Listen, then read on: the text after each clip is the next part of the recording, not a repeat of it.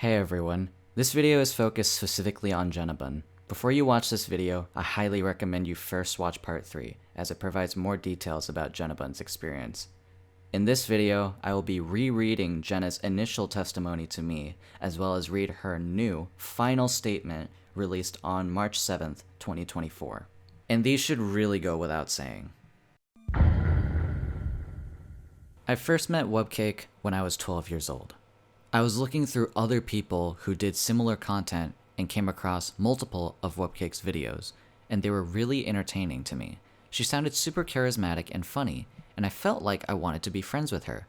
Now that I'm older though, I can definitely say a 13-year-old should not have any type of relationship with adults, but I didn't understand that at that age. I contacted her through Gmail messaging first, and I wasn't expecting her to respond to someone who was a fan. But she did, to my surprise.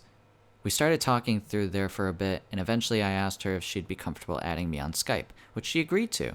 I found out that she lived close to me, so we ended up agreeing to meet up with each other.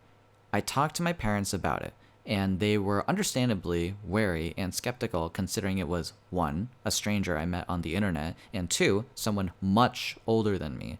But because I was struggling very severely mentally and struggled to make friends, my dad agreed to meet up with me publicly at a pizza place near us. After me and my dad met up with her at the pizza place near us, she seemed completely normal and super friendly and trustworthy.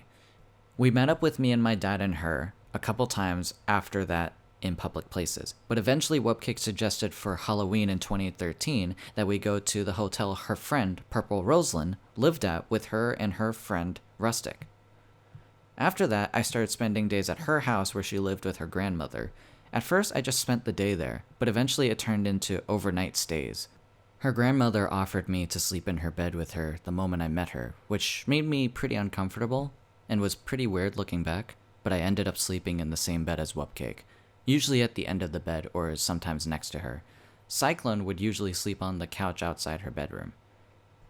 When Cyclone was driving us to her house, we stopped at the side of the road in a foresty area, and she told me she needed to come out about something. She asked me not to judge her, and I promised her I wouldn't. Then proceeded to explain that she had multiple personality disorder, with her personalities being characters from the show My Little Pony. I had no idea what that was, but blindly decided to trust her because I never wanted to believe she could lie to me. I said I understood, and from that point on, she started switching into her other personalities around me very frequently. She claimed that she had these personalities ever since she was 6 years old, but these characters did not exist back then. I never questioned that though, due to the blind faith I had at the time. She started trying to separate me from everyone close to me in my life.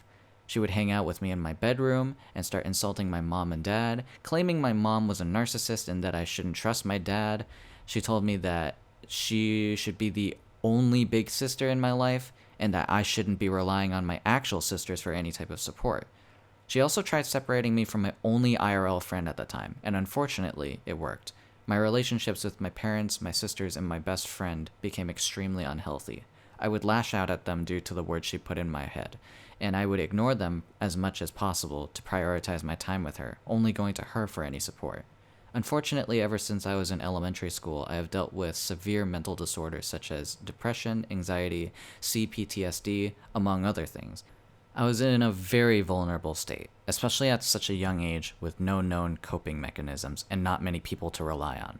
She took advantage of that and successfully cut off my ties with everyone in my life besides her.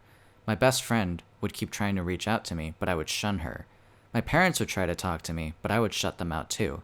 I believed everything she said about them, because I thought she knew what was best for me.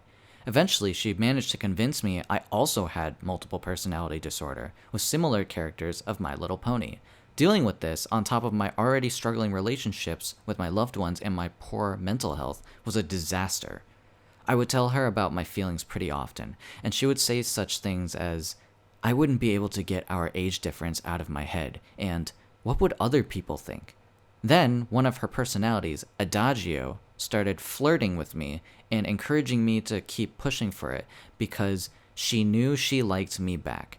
I believed her personality at the time, and eventually one night as I was sleeping over at her house, that personality came out.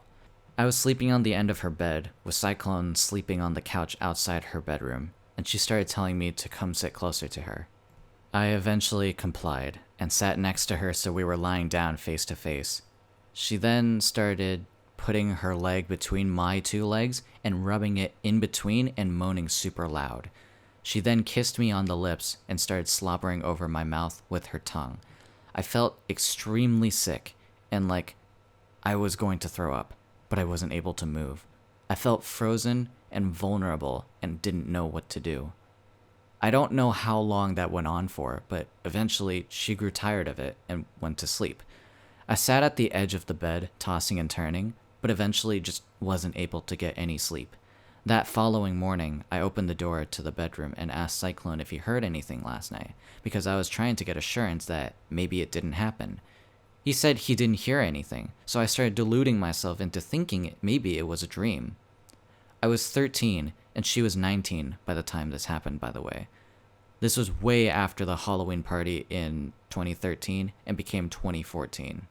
Eventually, many months later, I had a severe depressive episode and felt like I needed to speak with her because she was my only support system at that time. She claimed she was watching a movie with Maid, and I felt hurt that she was prioritizing a movie over helping me. That led to me becoming extremely emotional, triggered from the depressive episode, and I confronted her about the sexual assault. We got in a group call afterwards with a bunch of people. I don't remember who exactly was there at the time, since it was such a long time ago, but I remember Maid, Rustic, Cyclone, and Purple Roseland being present. I then confronted her about it via voice in the group call, and she broke down, crying on video, constantly apologizing and saying how sorry she was. Eventually, it somehow got spread online to a bunch of other people and just became a chain reaction. Immediately, people started taking her side, and I was constantly harassed online, during my streams, in the comments of my videos, on Skype, everywhere. She came out on YouTube with a post on her timeline, claiming I was a pathological liar and extremely manipulative. She then deleted that post shortly afterwards. I kept trying to make content throughout all of this because it was what I loved doing, but eventually her and her friend Rustic deleted my YouTube channel. Her and Rustic had moderator privileges for my channel.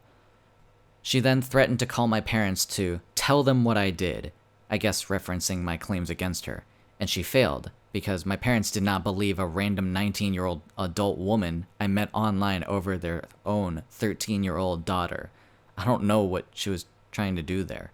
I also forgot to mention that she kept making the excuse that it must have been a vivid nightmare regarding the sexual assault, since she knew I struggled with vivid nightmares and used that to her advantage. Now that I'm 22 years old, I am still extremely traumatized from the grooming that she initiated, the toxic relationships she caused, and the sexual assault she inflicted on me. I am extremely repulsed from anything sexual now, and struggle even with giving people hugs. Any type of physical contact is a trigger for me. I've talked about this in therapy multiple times, and I've tried to take this to the police, but unfortunately, due to lack of evidence, since most of this occurred in person, it was futile. I try not to think about it anymore, but I unfortunately still do, and she's inflicted a scar in me that's never going to go away. I don't want her to get away with doing this to a 13-year-old child. It is sickening, and I don't want this to happen ever again to another potential victim. She never should have become friends with a 12-year-old to begin with, the time that I met her, as an 18-year-old, as an adult. But she took it many steps further than that. I'm deciding to speak out myself, since I'm tired of this whole situation being seen as drama and seeing claims that this account is not me. Firstly, this is not drama. This is a crime that happened in real life many years ago to me. I was groomed when meeting Wubcake at age 12, sexually assaulted when I was 13, and continued to be groomed until I initially came out about this. I've already given my full testimony in Brandon's video, so I won't go over everything again. But I just deem it necessary to make it clear that this is an extremely serious and traumatizing experience. I was silenced for over 10 years due to the threats Rustic and Wubcake had made towards me regarding my safety, for example, knowing where I lived and being good with hacking. I've lived with that fear for so long, but I'm finally in a place where I won't let it control me anymore. She has changed her story so many times at this point, initially confessing to sexually assaulting me when I was 13 in a call with multiple people present, then saying it was her other personality who did it, then claimed it was me, a child, who came onto her first, then claiming it didn't happen, and finally saying she was my quote-unquote babysitter until she decided to delete that document. My story has not changed, and it never will. I stick by all of my statements even from years prior because it is the truth, and I'm sick and disgusted with her trying to come up with excuses. Finally, to her and anyone thinking that this account isn't me, Jennabun, I've decided to attach a short voice file at the end of this message. This is the most I can offer in order to still keep myself as anonymous as possible, because I still am traumatized for my safety after so many years, but hopefully this helps at least a little bit. Thank you for letting me speak out about this. Yes, this is Jennabun. I might have started this movement with one video, but now the opportunity has been given to Jennabun to finally stop Wubcake.